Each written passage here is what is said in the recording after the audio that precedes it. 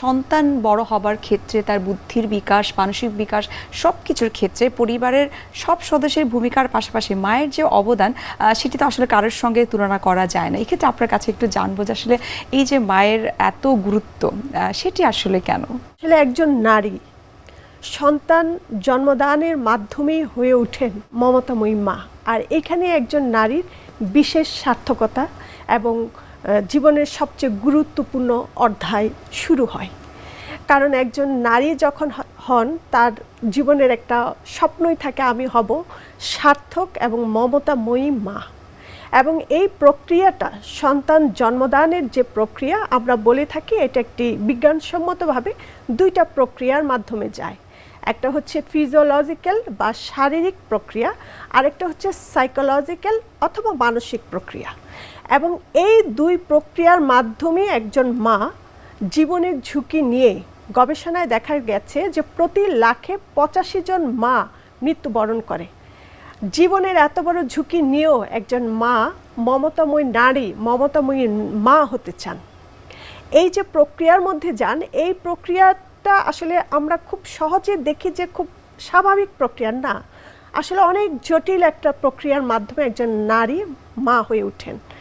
এখন এই প্রক্রিয়ার একটা হচ্ছে ফিজিওলজিক্যাল বা শারীরিক প্রক্রিয়ার মধ্যে কিছু শারীরিক পরিবর্তন হয় মায়ের, যার জন্য কিছু হরমোন গুরুত্বপূর্ণ ভূমিকা পালন করে। এই হরমোনের মধ্যে আছে হলো সবসময় ইস্ট্রোজেন, প্রজেস্টেরন মহিলাদের জন্য গুরুত্বপূর্ণ, কিন্তু এই প্রেগন্যান্সি বা গর্ভকালীন সময়ে আরও বেশি গুরুত্বপূর্ণ ভূমিকা পালন করেন।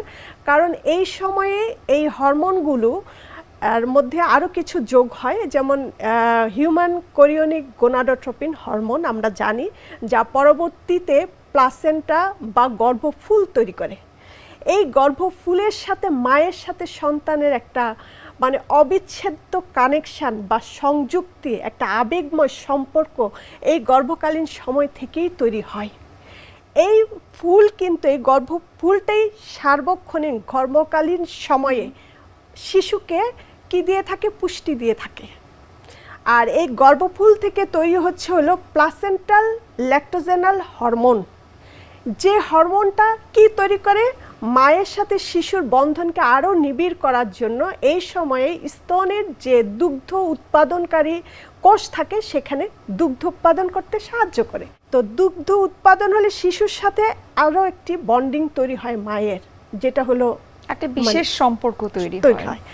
সাথে আমরা যেহেতু মানসিক রোগ বিশেষজ্ঞ, আমরা বলে থাকি এই সময়ে সেরোটোনিন, ডোপামিন এবং অক্সিটোসিনের ভূমিকা অসম্ভব গুরুত্বপূর্ণ।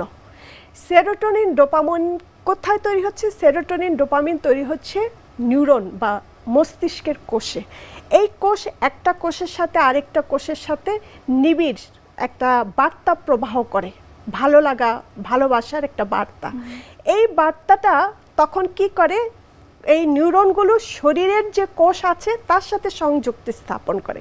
সংযুক্তি স্থাপন করে শরীর এবং মনের মেজাজ, আবেগ, নিয়ন্ত্রণ প্রত্যেকটা জিনিসকে প্রত্যেক সময়ে, প্রত্যেক মাসে পরিবর্তনের সাথে সাথে মায়ের সাথে গভীর একটা সম্পর্ক তৈরি হয়।